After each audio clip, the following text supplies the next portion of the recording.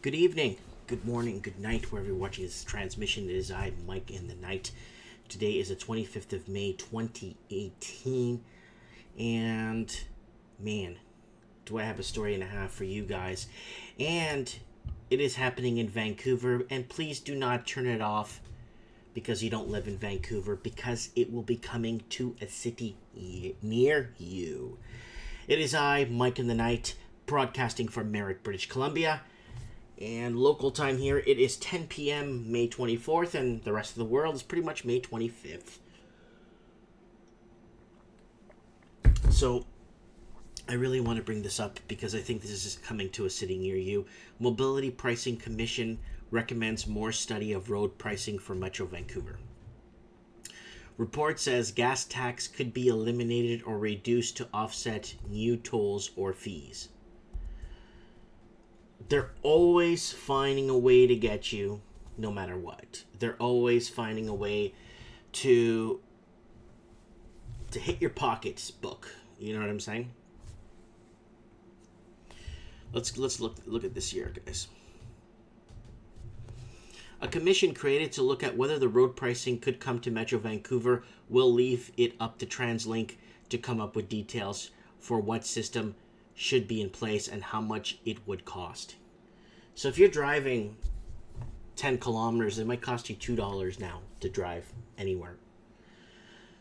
And they're going to try really hard to find ways, you know, to hit your pocketbook as much as possible. You know, then people are just not going to want to go to the cities anymore. Specific cities that have this. No one's going to care to go. What's the point? You're going to see small businesses get hit hard. You're going to see malls abandoning for this because out-of-towners, oh, let's go to the mall when we're downtown. Let's go. Well, we're not going to the mall anymore because I'm not paying $3 to get there. There is no doubt that the way we pay for transportation will be difficult, but we believe the opportunity is too great to stop the conversation now. Oh, it's going to keep going. And then Josh Towns just came in to the live chat, basically saying it's stupid. My wife crosses the Iron Workers bridge every day to take my kids to school. And yeah, this is. They're gonna find ways to take whatever they can. And so this is too great to stop the conversation now. The chair of Mobility Pricing Independent Commission, as he presented its report to TransLink Board of Directors and Metro Vancouver's Mayor Council. So it's independent commission. So it means he has a Facebook page is what it means to me. But these are not concepts that you could implement tomorrow. They will need to be refined in order to fully optimize the benefits for Metro Vancouver.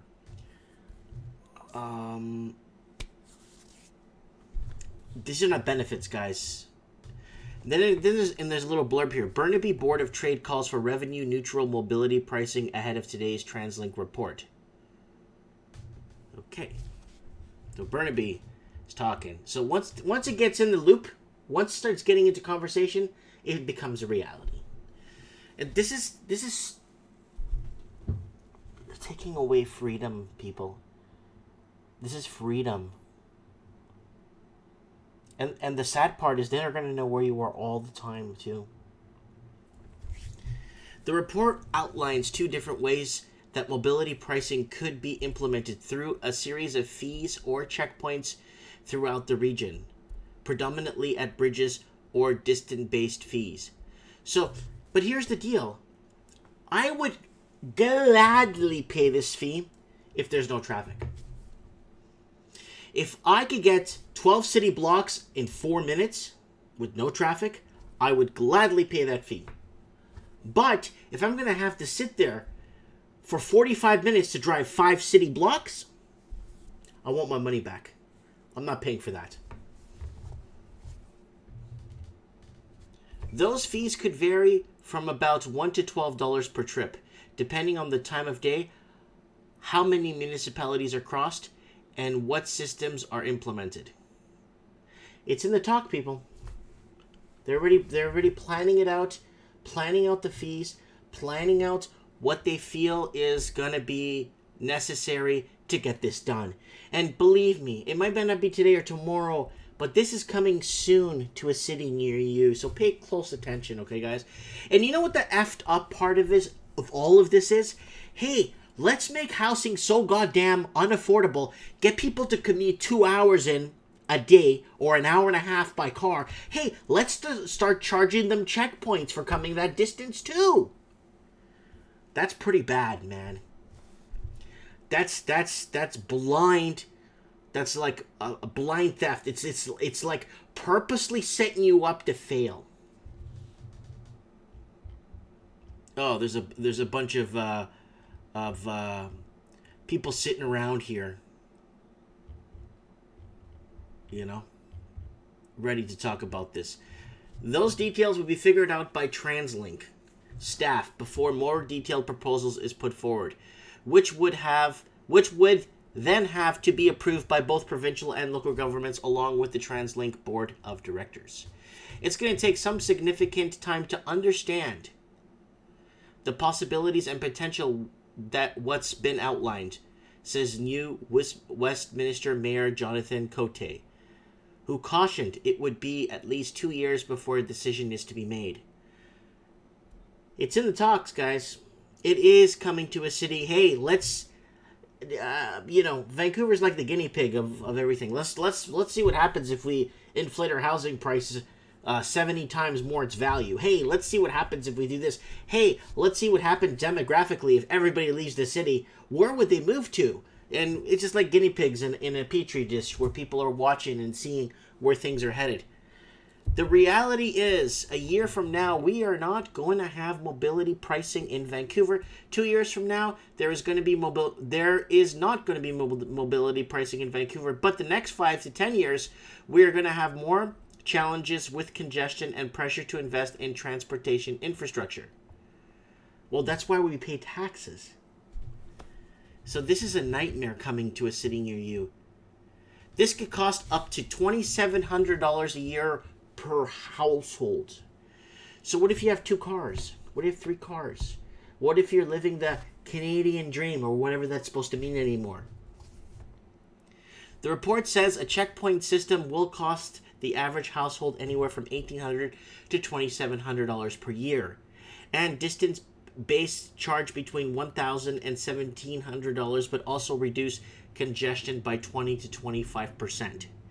So are they honestly thinking that people are out cruising around for the sake of just driving through traffic 24/7? It doesn't matter what time you drive through Burnaby, Vancouver, whatever time Richmond, it doesn't matter. It could be 3 in the morning. There's traffic. Who the hell's going to be cruising around?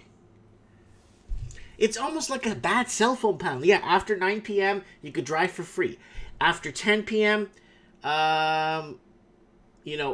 you could drive for free up to 20 kilometers. Or from 6 in the morning to 7 in the morning, it's only 50 cents a kilometer. But if you do it what is this? This is going to turn out to become like the worst cell phone plan you could ever imagine. Both systems could raise extra revenue that would go towards transit and transportation. Where are the taxes going to right now? Most of it's going to Quebec, I know that, but all our taxes are going to pretty much, everything we make is pretty much going to Quebec. But I know, look it up. Just look it up, guys.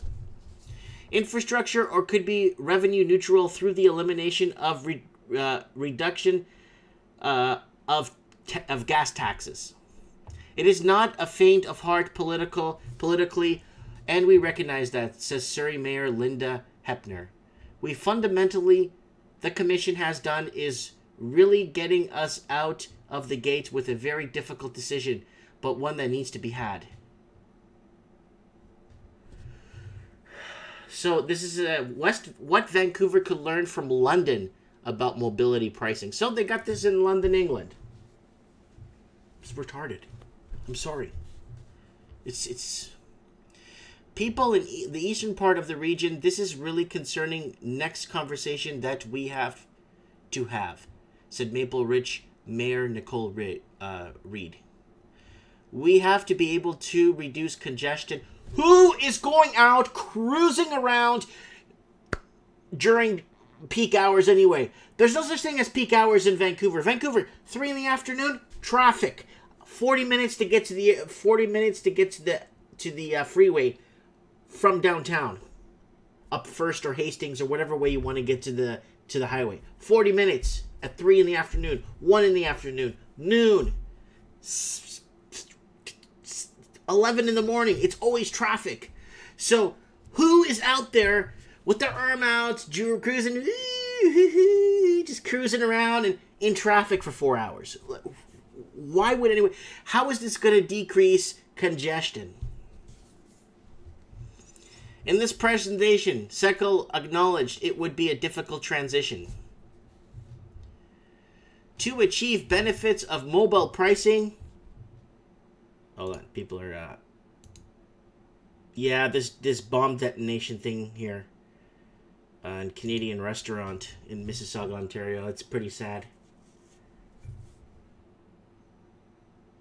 Exactly. Josh says, nobody goes out at rush hour unless they have to. It won't decrease nothing. Exactly. Exactamente. It's yeah. To achieve the benefits of mobility pricing will require charges that many will believe are high and unaffordable, he said. People need to see the benefits or reducing congestion and improved infrastructure. How are you going to improve infrastructure? It's built. It's not like West Palm Beach where 35 years ago a massive hurricane went through there and they rebuilt the whole city brand new roads, infrastructure. It's not like that.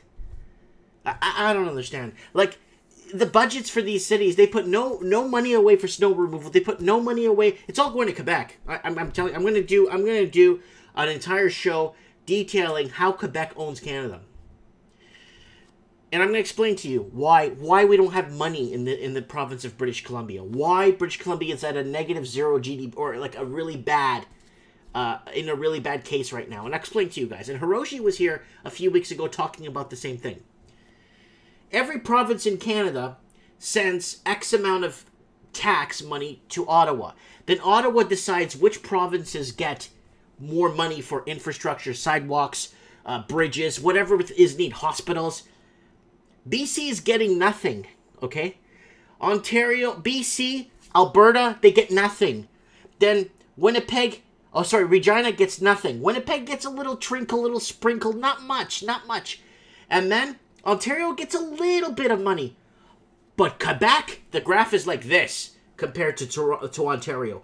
Quebec is like this. Quebec is getting all the money from all the provinces, siphoning everything into Quebec.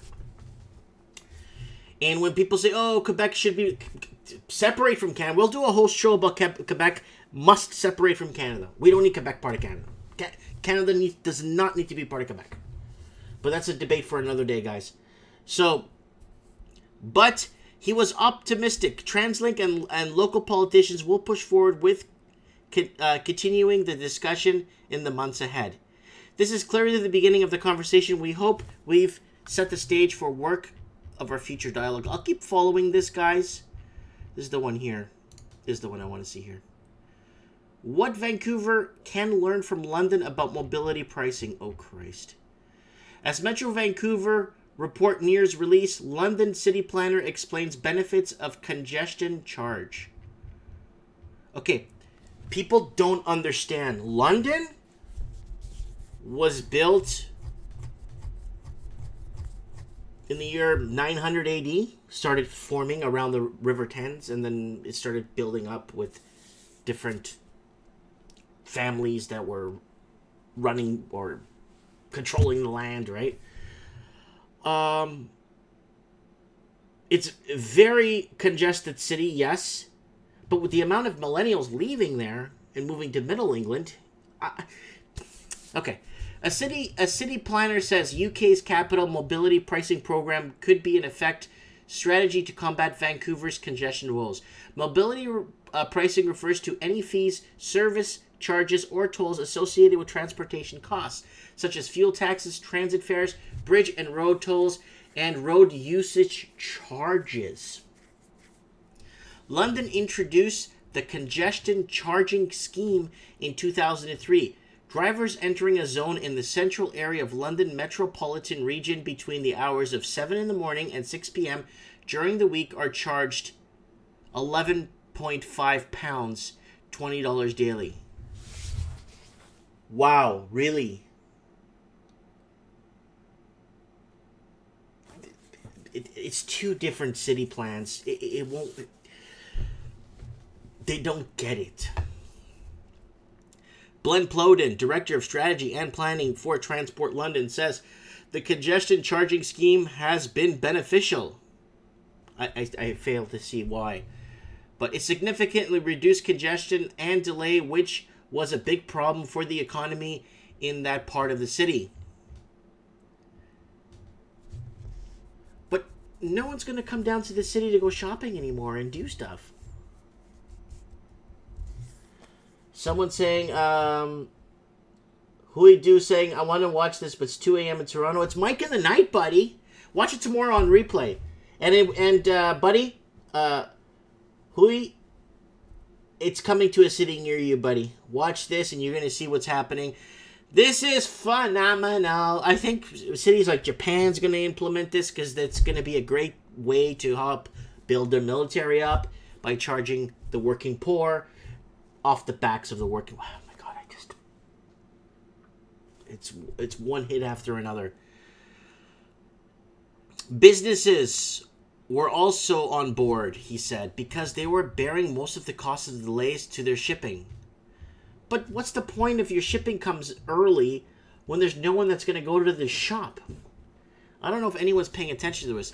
They were happier to pay a known amount every day rather than double shift the double shift of drivers or their trucks and vans sitting on long queues, Plowden said. In Vancouver, Plowden concedes there are other concerns. For one, the city's transit system isn't as developed as London's, and for many commuters coming in from the suburbs, driving is the only viable option. And this is what I'm trying to say. Some critics have argued mobility pricing unfairly penalizes the growing number of people who can't afford to live in the city's downtown core. That's what I said at the beginning of the video. Hey, let's make housing... Hi, Antonio. Let's make housing very expensive. Let's get everybody out of the city. This is Conspiracy Mike now. And let's charge them to come into town now. Yeah! This is going to push more people out of the city and not return now. If I had to pay $12 to go to Vancouver, I'm not kidding, I wouldn't go. I wouldn't. You know when you wake up in the morning and you have crust in your eyes? I wouldn't take the crust out of my eyes to drive down to Vancouver and pay $12. I wouldn't even bother. I'd stay in bed. I wouldn't even bother. Yeah. Some critics have argued, okay, we read that. There's a question. There are questions around equity to make sure, it says equity, guys, to make sure whatever happens across transport charging is fair. So there's another analysis here. Taxing gridlock, drivers doubt mobility pricing will solve congestion. I don't think it will. Plowden says London also addressed concerns about privacy. London operates its congestion charge scheme through a photographic license plate recognition, and soon as the fee is paid, the plate is deleted from the system, he explained. Okay, hear me out on this, okay? And this is something I've always wondered. You get accused of some big crime. They hold you in the police station. You're like, I was downtown at this time and this time and this time. I have a feeling that even if they have the plates and stuff and they have proof that you were at this time, that you weren't anywhere where you're being convicted of, they still won't help you. I have a feeling that if they want to convict you, they'll use this against you. So you see how everything is falling into place like Tetris game? Every little thing. You'll have the ingredients here for a really world-class sustainable transport system, Plowden said. I think it's like cities like Vancouver have to deal with because the economic prosperity and success. Woo! Metro Vancouver's Mobility Pricing Commission is expected to release a final report by the end of the month. Okay, by the end of the month. I'm going to keep on this, guys. And, yeah, this is... I want to read this one. Taxing gridlock. Taxing gridlock. Oops. Vancouver looks to Singapore. Oh. Again, another built system. Another system of... I think it's only the rich are going to be driving in Vancouver. They're going to set it up where basically if you want to cross the bridge from Surrey or whatever, Coquitlam, wherever that side is, over onto the other side... You need to set up your papers, is what it is. They're going to be asking for papers going into these cities. Watch. Taxing gridlock. Vancouver looks to Singapore, Stockholm for congestion fix. See, in Stockholm it's different. The taxation system is different. I think in Stockholm transit is free. This is not an anti-car measure, says the expert who helped implement the highest congestion charge in the world. Then what is it? When Stockholm first tried out its new congestion tax, charging downtown drivers for extra for using the city's core, most Swedes arguably rejected the tax, but opinion flipped 1 month into the pilot project after gridlock eased. I don't think it's going to ease gridlock in Vancouver because a majority of people need to get to town. Because unlike Stockholm and stuff, you have people driving 3 blocks to go to work. It's different. In Vancouver, people are driving from 100 kilometers to get to work. It's different. In Stockholm, you drive 100 kilometers, you're in the next country. You're in 2 countries over. Do you understand how much driving people do in Vancouver to get to the city? In Sydney, in Auckland, all those big cities, in London, how many people in Dublin have to drive these massive, to Seattle? How many people have to drive these massive amounts to get to work? If you drive that much in Europe, if you started in Lisbon, you'll be halfway through Spain. In one trip back and forth to work, you'll be halfway through Spain, you're almost in France. People don't see this, but oh yeah, but it's going to ease. No, it's not. People saw their own eyes that did the work. Daniel Firth, a Brit behind the high-tech anti-congestion solutions that saw success in London. Like London, you could bike ride to most parts of London within 15 minutes, 20 minutes. They got so many bike lanes in London. But they're not looking at it the right way. That's just my opinion. I just want to help the Canadian proper basically have some sort of an existence in some of these major cities before they get wiped out. Before they're... Yeah. The anti-congestion solutions that saw success in London and then later in Stockholm. He's the new head of Vancouver's Independent Commission of Mobility Pricing. Ooh, congratulations, man. Okay, Josh is commenting again. Co-worker drives into Vancouver from Chilliwack every day. Yeah.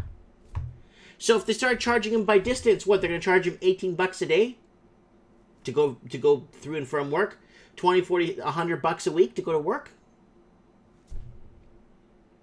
Guys, from Chilliwack to Vancouver, okay, is like from downtown Detroit. I'll show you where it is. I'll show you what I'm talking about. I'll show you what I'm talking about. Okay, look at this, guys. And I'm talking about... So there's Chilliwack. Okay, let me close this thing here. I don't need this. Okay, there's Chilliwack. And there's Vancouver. Okay? So... that's the distance right there, okay?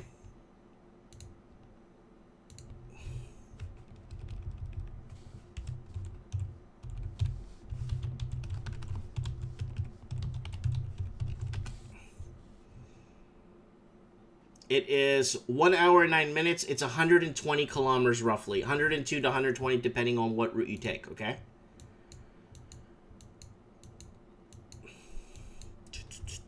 Let me prove my point here, guys. Give me a sec.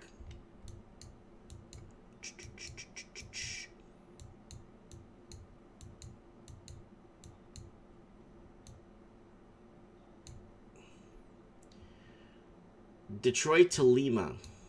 Let's see that distance there.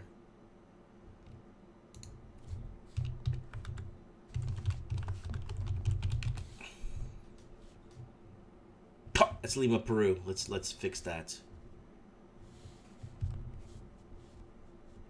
I'm sorry about that, guys. Sorry about the stalling here.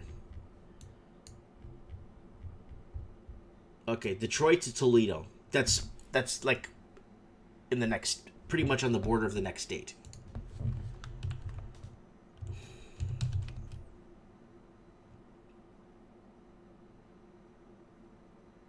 An hour and 8 minutes. That's a lot of drive. That's a lot of. So basically, it's an hour and 8 minutes by car. And that's, look how much map you take up. That's a lot. And if you want to get it to, okay, with traffic, okay, I've done the Chilliwack to Vancouver drive. And it took me 2 hours and 30 minutes. It was 2 hours and 30. I still remember this, and it was just. So this is all the way 2 hours and 23 minutes roughly. That's in. On your way to Cincinnati. That's a lot of drive. It took me that long to, to. You're on your way to Dayton, Ohio. That's how long it took me. One time from Chilliwack. It took me 2 hours and something. I had to do something out there with my car. It was a long story. I had to go out there. And it took me quite a while. Okay. Someone's. I live in downtown Toronto and bike year-round. If mobility pricing comes to Toronto, I would not move to the suburbs and drive as planned in the future, but move to a different region entirely. Okay. And then Red Pill, Crypto Shark is here with us. He says, do Auckland to Waiukuku, Wellington to New Zealand perspective. He leaves at 5 in the morning and starts at 5 a.m. So basically, you could do a lot of good driving. Look at this. That's like from here to here, from West Palm Beach to Miami. Look how much driving. Watch this. Watch this. Watch this. I'll show you this. This is very congested roads here. Okay, I-95, very congested highway. There's about 11 million people living in this little region here. Watch how long it takes you to go from West Palm Beach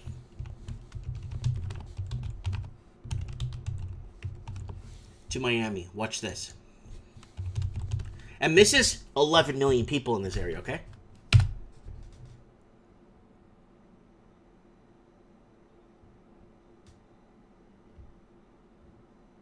An hour and 16 minutes and an hour and 19 minutes. And that's infrastructure with like 11 million people in that just a little stretch of territory right there. So that's going through Delray Beach, Boca Raton, Fort Lauderdale, Hollywood, Florida, all the way down to Miami Beach. And that's downtown Miami Beach too. And that's downtown West Palm Beach. So the driving is crazy in Canada. Like, you really, really need to. Look how much of the map that takes up. Just that 1.5 hour driving. You get more distance in the U.S. because the infrastructure is more solid when it comes to highways. Okay, so someone's telling me to do Auckland to Waiukuku. Okay, Auckland.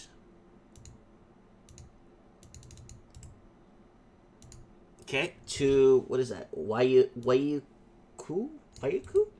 Let's see what that is.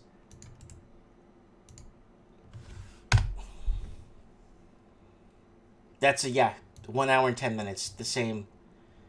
And let's see that on the grand scale of, that's a lot of driving. Especially, these are a lot of windy roads here too. There's a little bit of straightness in it, but I see a lot of winds in these going around mountains and stuff in New Zealand here. No, that's a lot of driving. Yeah, that's a lot of driving. Wow, Newmarket's there too. Anyways, guys, let me finish this with this guy saying here. Transit officials need infrastructure funding. Experts say cheap tech options make it this a ripe time to put a price on driving in high demand zones despite driver opposition. No, it's not going to be a high demand. You see, in Canada, it won't be high demand zones. It's going to be up to 100 kilometers outside the city. That's how Canada works. It's not going to be 3 kilometers, 4 kilometers around the city. No way. Way.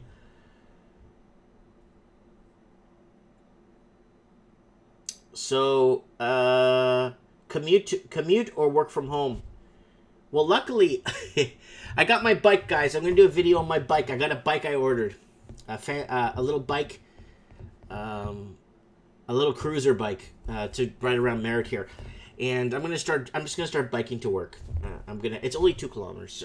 It's literally 2 kilometers. And then I could have a few beers at work, you know, then bike home, you know, have some good times. But yeah, let's go here. Some drivers argue highways should be universally free as taxes are already too high.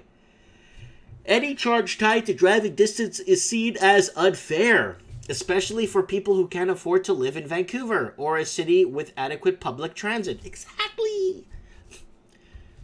Firth knows the subject is controversial and Vancouver needs a custom fit.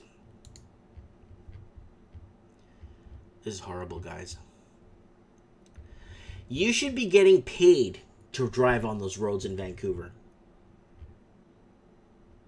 There's gimmickry and pro car. This is a pro car measure. Firth experts, robust debate on any mobility pricing initiative. But he says drivers already pay with gridlock, gas taxes, and unpredictable commute delays. Yes! This is not an anti-car measure. It's actually the opposite. It's a pro-car measure. It's about finding a way of making it possible for us to carry on using cars in a big city, said Firth. Wow. You know what they did in Mexico City? I lived in Mexico for 2 years, and it was really interesting what they did. You'd have the license plate, because there's 28 million people live in Mexico City, okay? And the gridlock is really bad. And the second digit of every license plate, let's say it's a number. That means you could only drive that car in the city Mondays, Wednesdays, Fridays. Then if the second digit of license plate is a letter, that means you could drive that car Tuesday, Thursday, and Saturday and Sunday or something like that. So they have the license plates worked out where a specific digit doesn't allow you to drive on certain days. So you're not free to drive. So they did that to help congestion. You know what everyone did? They bought 2 cars. They got one tag that have the numbers with the number as the second digit, and the second car with the tag with the letter. And people with 2 drivers in the house bought 4 cars. And that's what happened in Mexico City. That was a disaster. Mind you, the auto industry did well with that because everyone just bought more cars. You know what I'm saying? So this is absolute. It's an absolute gong show. I don't know why they're just trying to find, instead of creating or inventing or making advancing our medical, advancing our space exploration, advancing other things. There's a percentage of people on this planet that actually believe the Earth is flat. That's how bad it's gotten. You know what I'm saying? Anyways. Someone's commenting here. Canadians saying only the city of Vancouver has sufficient transit. The rest of Greater Vancouver area all have shitty transit, which is true. But it's a really sad thing, guys. Watch this on replay if you're just tuning in. I kind of wanted to throw this out there. This is coming to a city near you. They're always going to find ways to hit your pocketbook, guys. And BC stands for Bring Cash. And I went through several articles here on this. Comment below if you're watching this on replay. Would this be beneficial? Would it be beneficial to the city of Vancouver? And for people that are paying this that don't live in the city, where's the money going to go? There's nowhere to build more roads. There's nowhere to put more bridges. Where's the money going to go? They barely have enough money for snow removal and salting.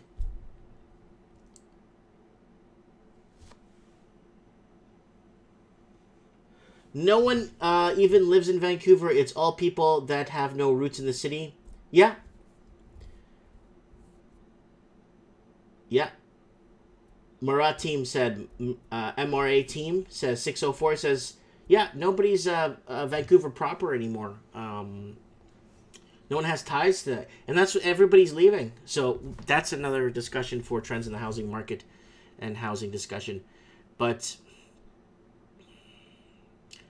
it's sad, guys. It's sad the way things are headed. And why is it happening like this? You know, if they tried pulling something like this in some Latin American city, there'll be 2 million people on the street. I'm not exaggerating when I say 2 million people. There will be 2 million people on the street to oppose this. You know, it's I don't know. Let me know what you guys think, guys. Watch this from the beginning if you're just tuning in. Scroll it back to the beginning. And let me know what you guys think. I'd like to know in the comments below. Have a good night, guys. Tomorrow's Friday.